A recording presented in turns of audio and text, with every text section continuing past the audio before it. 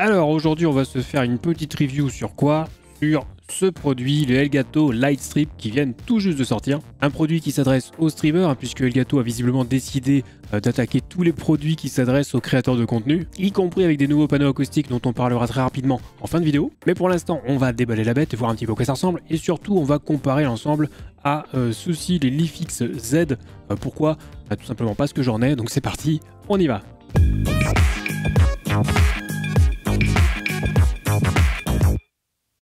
Salut YouTube, c'est Tom, votre streamer préféré. Si c'est votre première fois sur cette chaîne, n'hésitez pas à checker mes autres vidéos, vous y trouverez des tutoriels, des conseils sur le streaming, du test de matériel. Et au passage, si cette vidéo vous plaît, n'oubliez pas le petit pouce bleu, vous pouvez aussi vous abonner à la chaîne et activer la cloche, ça mange pas de pain. Donc ces fameux Elgato Lightstrip, et bien on va voir tout de suite à quoi ça ressemble. Donc dans la boîte, on va trouver la totale. On a la bande LED, évidemment d'une longueur totale de 2 mètres. On a un boîtier de contrôle avec du Wi-Fi dedans, une alimentation avec plusieurs adaptateurs pour chaque pays, ce qui semble être d'ailleurs une classique pour ce type de produit, étant donné qu'on trouve exactement la même chose dans les boîtiers de Leafix Z ou des Philips Hue par exemple. Et on a aussi une petite bande adhésive à 2 faces pour éventuellement fixer le boîtier de contrôle. Si on s'attarde un peu plus sur les bandes LED, parce que c'est quand même ça qui va nous intéresser en premier lieu, on voit qu'on peut coller la bande grâce à un adhésif Tesa, l'un des 2 poids lourds de l'adhésif avec 3M.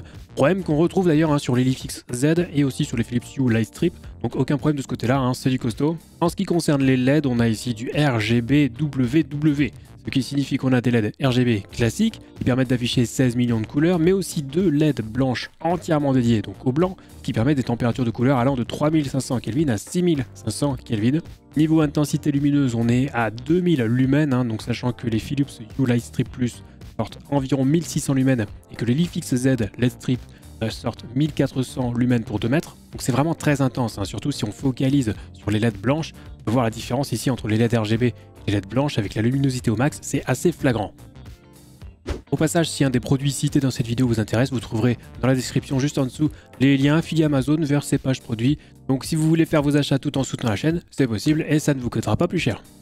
Ensuite, on va parler du flickering, parce que Elgato a annoncé justement avoir bossé sur l'anti-flickering. Alors pour ceux qui ne sauraient pas ce que c'est, le flickering, c'est ce qui donne aux LED l'impression qu'elles clignotent. C'est rarement visible à l'œil nu, mais ça se voit surtout sur les vidéos, parce qu'en fait les LED clignotent effectivement, mais plusieurs centaines de fois par seconde. Alors que sur les Lightstrip d'Elgato, visiblement, on est sur plusieurs milliers de fois par seconde. Du coup, vous n'aurez pas cette espèce de clignotement sur vos vidéos si jamais vous filmez vos LED.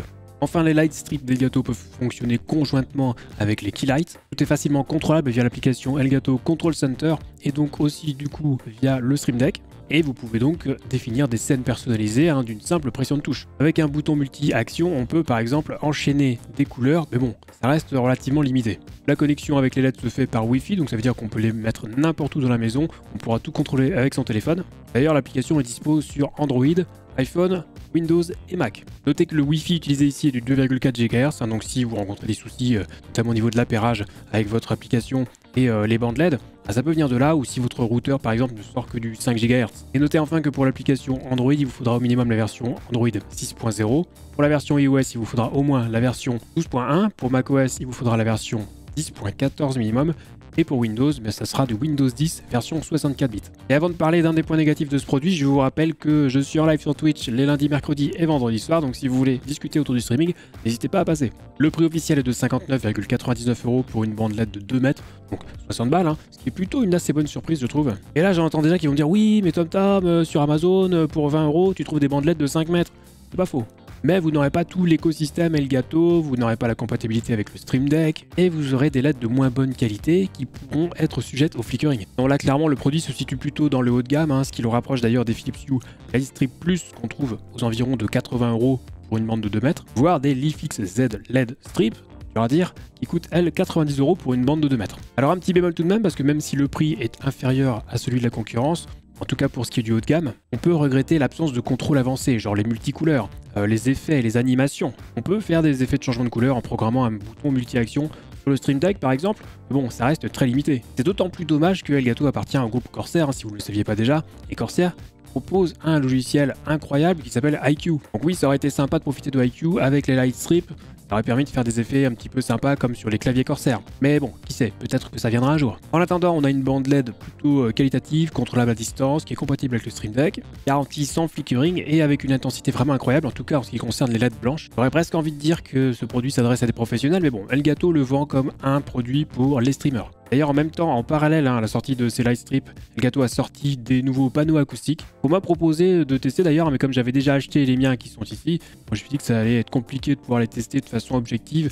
Il aurait fallu un sonomètre, tout ça, donc bon, j'étais pas équipé, donc j'ai préféré refuser. Parce que bon, si c'était juste pour vous montrer un panneau avec son système de fixation, ça n'a pas vraiment d'intérêt. Bref, on en a terminé avec cette courte review des Elgato Lightstrip. Donc n'oubliez pas, hein, pouce bleu, Twitch, et puis on se retrouve très vite pour la prochaine vidéo, et puis d'ici là, bon stream. Allez donc, petit guerrier, poursuivez votre quête et sachez que je continuerai à vous observer.